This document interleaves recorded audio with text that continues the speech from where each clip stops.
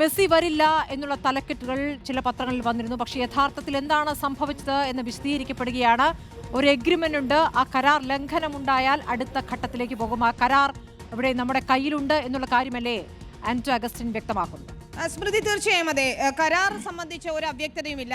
Messi കേരളത്തിലേക്ക് വരില്ല എന്നത് സംബന്ധിച്ച് ഒരു അറിയിപ്പും ഇതുവരെ കിട്ടിയിട്ടില്ല. മറിച്ചുള്ള വാർത്തകളെല്ലാം തെറ്റാണ് എന്ന് തന്നെയാണ് റിപ്പോർട്ടർ TV ഇപ്പോൾ വ്യക്തമാക്കിയിരിക്കുന്നത്. സംസ്ഥാന സർക്കാരും ഇത് സംബന്ധിച്ച് യാതൊരു വിധത്തിലുള്ള ഒരു അറിയിപ്പോ അല്ലെങ്കിൽ കൺഫർമേഷനോ വന്നിട്ടില്ല. അതായത് അർജന്റീന ഫുട്ബോൾ അസോസിയേഷനാണ് കൃത്യമായി ഇതിൽ തീരുമാനമെടുക്കേണ്ടത്. അക്കാര്യങ്ങളിൽ ഒരു ഔദ്യോഗികമായ ഒരു വ്യക്തതയും വന്നിട്ടില്ല എന്നതാണ് ഏറ്റവും പ്രധാനപ്പെട്ട കാര്യം. അതായത് ഈ ഘട്ടത്തിൽ മെസ്സി കേരളത്തിലേക്ക് വരില്ല എന്ന് ഉറപ്പിച്ചു പറയാൻ ആർക്കും സാധിക്കില്ല എന്ന് തന്നെ ഏറ്റവും പ്രധാനപ്പെട്ട കാര്യം. പക്ഷേ ഇതുമായി ബന്ധപ്പെട്ടുകൊണ്ടുള്ള കരാർ, ആ കരാർ അനുസരിച്ചുള്ള തുക മുഴുവൻ റിപ്പോർട്ടർ TV കൈമാറിയിട്ടുള്ളതാണ്.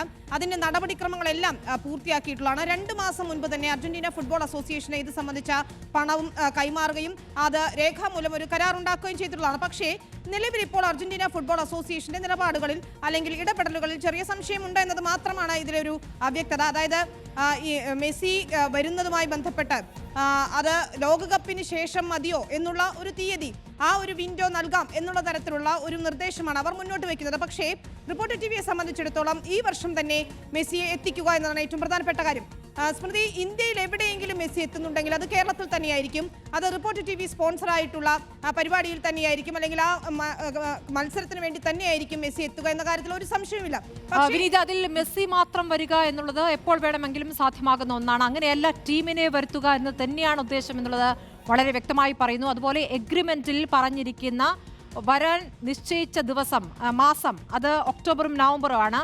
ആ മാസങ്ങളിലല്ല, അടുത്ത ലോകകപ്പിന് ശേഷം 2026 വരാം എന്നുള്ളത് സ്വീകാര്യമല്ല എന്നുള്ള കാര്യം വ്യക്തമാക്കി കഴിഞ്ഞു എന്ന് കൂടിയല്ലേ വിശദീകരിക്കുന്നത്. അതാണ് സ്മൃതി, മെസ്സിയെ കേരളത്തിൽ എത്തിക്കാനാണെങ്കിൽ അത് മെസ്സിയുമായി ബന്ധപ്പെട്ട അധികൃതരെ മാത്രം അല്ലെങ്കിൽ മെസ്സിയുടെ മാനേജറെ മാത്രം ബന്ധപ്പെട്ടുകൊണ്ട് നടത്തേണ്ടുന്ന കാര്യമാണ്. പക്ഷേ ഏറ്റവും പ്രധാനപ്പെട്ട കാര്യം, ലോകകപ്പ് നേടിയ അർജന്റീന ടീമിനെ, മെസ്സി ഉൾപ്പെടെയുള്ള ടീമിനെ കേരളത്തിൽ എത്തിക്കുക, കേരളത്തിൽ ഒരു മത്സരം അവരുമായി നടത്തുക, 1-2 മത്സരങ്ങൾ നടത്തുക എന്ന് തന്നെയാണ് റിപ്പോർട്ടർ TV ലക്ഷ്യമിടുന്നത്.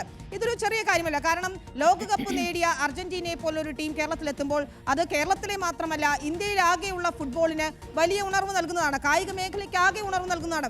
നോക്കൂ, മെസ്സിക്ക് ഒരുപക്ഷെ ഏറ്റവും കൂടുതൽ ആരാധകരുള്ളത് ഇന്ത്യയിലും അതിൽ തന്നെ കേരളത്തിലുമാണ്. ഒരുപക്ഷെ ആകെയുള്ള മെസ്സി ആരാധകരിൽ ഭൂരിഭാഗവും വരുന്നത് കേരളത്തിലുള്ളവരാണ്. അതുകൊണ്ട് തന്നെ കേരളത്തിൽ മെസ്സിയെ എത്തിക്കുക, മെസ്സിക്കൊപ്പം അർജന്റീന ടീമിനെയും ലോകകപ്പ് നേടിയ അർജന്റീന ടീമിനെയും എത്തിക്കുക എന്നതൊരു ദൗത്യം തന്നെയാണ്. അത് പൂർത്തീകരിക്കുക എന്നതുകൊണ്ടാണ് ഇത്ര വലിയ സാങ്കേതികത ഉണ്ടാകുന്നത്. പക്ഷേ ഇപ്പോൾ ആ ടീം അടുത്ത ലോകകപ്പിന് ശേഷം എത്താമെന്ന് പറയുമ്പോൾ, സെപ്റ്റംബറിൽ വരാം എന്ന് പറയുമ്പോൾ അത് ഒരിക്കലും സ്വീകാര്യമുള്ള കാര്യമല്ല. കാരണം നമ്മുടെ കരാർ എന്ന് പറയുന്നത് ഒക്ടോബറിലോ നവംബറിലോ തന്നെ മെസ്സിയും സംഘവും അർജന്റീന ടീമും കേരളത്തിലെത്തുന്നു എന്നുള്ളതാണ്. പക്ഷേ ഈ കരാറിൽ ഇപ്പോൾ അവർ ഒരു വിലപേശലിലേക്ക് അർജന്റീന ഫുട്ബോൾ അസോസിയേഷൻ എത്തുന്നു എങ്കിൽ അത് തീർത്തും കരാർ ലംഘനമാണെന്ന് തന്നെയാണ് അറിയിക്കുന്നത്. പക്ഷേ നിർണായകമായ കാര്യം ഇതാണ്, പണം ലഭിച്ചിട്ടുണ്ട്. അർജന്റീന ഫുട്ബോൾ അസോസിയേഷൻ പണം ലഭിച്ചതായി അറിയിക്കുന്നുണ്ട്. സർക്കാരും ഇത് സ്വീകരിക്കുന്നുണ്ട്. റിപ്പോർട്ടർ TV ചെയ്യേണ്ടുന്ന നടപടിക്രമങ്ങളെല്ലാം പൂർത്തിയാക്കുകയും ചെയ്തിട്ടുണ്ട്. അതിനുശേഷം ഈ തീയതി സംബന്ധിച്ച ഒരു ആശയക്കുഴപ്പം ഉണ്ടാക്കുന്നത് അത് ശരിയല്ല എന്ന് തന്നെയാണ് നമ്മുടെ നിലപാട്.